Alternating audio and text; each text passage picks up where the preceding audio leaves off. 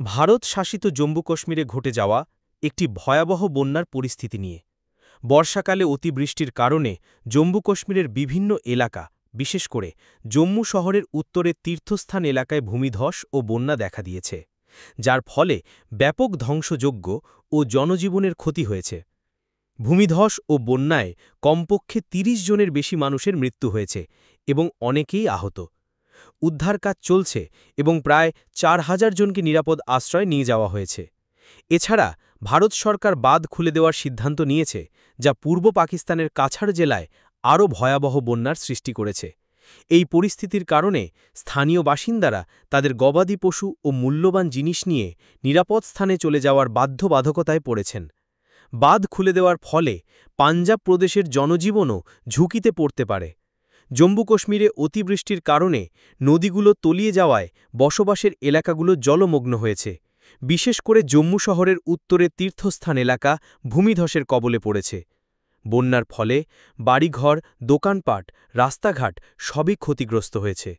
ভূমিধসের ফলে কমপক্ষে ৩০ জনের বেশি মানুষ মারা গেছেন। আহতদের দ্রুত নিকটস্থ হাসপাতালে নিয়ে যাওয়া হয়েছে। উদ্ধারকর্মীরা দেরি না করে ঘটনাস্থলে পৌঁছে কাজ শুরু করেছেন। প্রায় ৪,০০০ জনকে নিরাপদ আশ্রয়ে সরিয়ে নেওয়া হয়েছে। বন্যার পানি নিয়ন্ত্রণের জন্য বাঁধ খুলে দেওয়া হয়েছে, যার ফলে পূর্ব পাকিস্তানের কাছড় জেলায় বন্যার মাত্রা বেড়েছে। এতে সেখানকার মানুষ আতঙ্কিত হয়ে নিরাপদ স্থানে চলে যাচ্ছেন। তাদের গবাদি পশু ও মূল্যবান জিনিসপত্র নিয়ে যাওয়ার চাপ পড়েছে। বাঁধ খুলে দেওয়ার ফলে পাঞ্জাব প্রদেশের জনজীবনও বিপদের মুখে পড়তে পারে, কারণ বন্যার পানি সেখানেও প্রবেশ করতে পারে। বন্যা ও ভূমিধসের মতো প্রাকৃতিক দুর্যোগ মোকাবিলায় সরকারের কার্যকরী ব্যবস্থা গ্রহণ অপরিহার্য।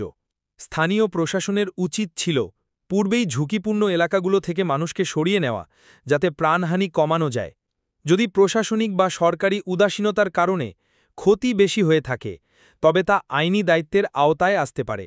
ভারতের বাঁধ খুলে দেওয়ার সিদ্ধান্ত পূর্ব পাকিস্তানের কাছড় জেলায় বন্যার সৃষ্টি করেছে। এটি সীমান্তবর্তী জল বিষয়ক সমস্যা, যা আন্তর্জাতিক জল বিভাজন ও জল ব্যবস্থাপনার আইনের মধ্যে পড়ে। প্রতিবেশী দেশগুলোর মধ্যে জল বিভাজন ও জলসম্পদ নিয়ন্ত্রণ সম্পর্কিত চুক্তি থাকলে এই সিদ্ধান্ত তার লঙ্ঘন হতে পারে বা দ্বিপাক্ষিক বিবাদ সৃষ্টি করতে পারে। বন্যায় ক্ষতিগ্রস্ত মানুষের অধিকার ও ক্ষতিপূরণ বিষয়েও আইনি প্রশ্ন উঠতে পারে। ক্ষতিগ্রস্তরা যদি প্রমাণ করতে পারে যে সরকারের যথাযথ ব্যবস্থা নেওয়া হয়নি, তবে তারা ক্ষতিপূরণের দাবি করতে পারেন। এছাড়া গবাদি পশু ও অন্যান্য সম্পদের ক্ষতিও আইনি বিবেচনার বিষয়। ভূমিধস ও বন্যার জন্য প্রাকৃতিক পরিবেশের অবক্ষয় একটি বড় কারণ। পরিবেশ অধিকার ও নাগরিক অধিকার সংরক্ষণ আইনের আওতায় পরিবেশের সুরক্ষা নিশ্চিত করতে হবে। প্রশাসন যদি পরিবেশগত কারণে জনজীবনে বড় ধরনের ক্ষতি হতে দেয়, তবে তা আইনি সমস্যা তৈরি করতে পারে। প্রশাসন দুর্যোগ পূর্বাভাস ও তৎপর প্রতিক্রিয়া ব্যবস্থা নিশ্চিত করতে বাধ্য। যদি পূর্বাভাস পাওয়া সত্ত্বেও স্থানীয় জনগণকে যথাযথ সময়ে সতর্ক না করা হয়, তাহলে তা দায়িত্বহীনতা হিসাবে গণ্য হতে পারে। প্রশাসনকে অবশ্যই দুর্যোগ ব্যবস্থাপনা আইন অনুসরণ করে ঝুঁকিপূর্ণ এলাকায় জনসাধারণকে নিরাপদ স্থানে সরিয়ে নেওয়া নিশ্চিত করতে হবে। প্রতিবেশী দেশগুলোর সঙ্গে জনসম্পদ ব্যবস্থাপনা নিয়ে সমঝোতা করতে হবে, যেন বাঁধ খুলে দেওয়ার ফলে সীমান্তবর্তী অঞ্চলে দুর্ঘটনা ও দ্বন্দ্ব না সৃষ্টি হয়। ক্ষতিগ্রস্ত পরিবার ও ব্যক্তিদের জন্য যথাযথ ক্ষতিপূরণ এবং পুনর্বাসন কার্যক্রম দ্রুত শুরু করতে হবে। জম্মু কাশ্মীরে এই বন্যা ও ভূমিধস পরিস্থিতি প্রাকৃতিক দুর্যোগের চেয়ে বড় মানবিক ও প্রশাসনিক সংকটের ইঙ্গিত দেয়।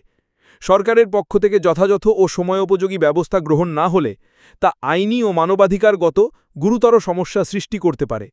এছাড়া প্রতিবেশী দেশগুলোর সঙ্গে জলসম্পদ ব্যবস্থাপনা নিয়ে সুস্পষ্ট সমঝোতা ও সহযোগিতা না থাকলে সীমান্তবর্তী অঞ্চলে আরও জটিলতা দেখা দিতে পারে।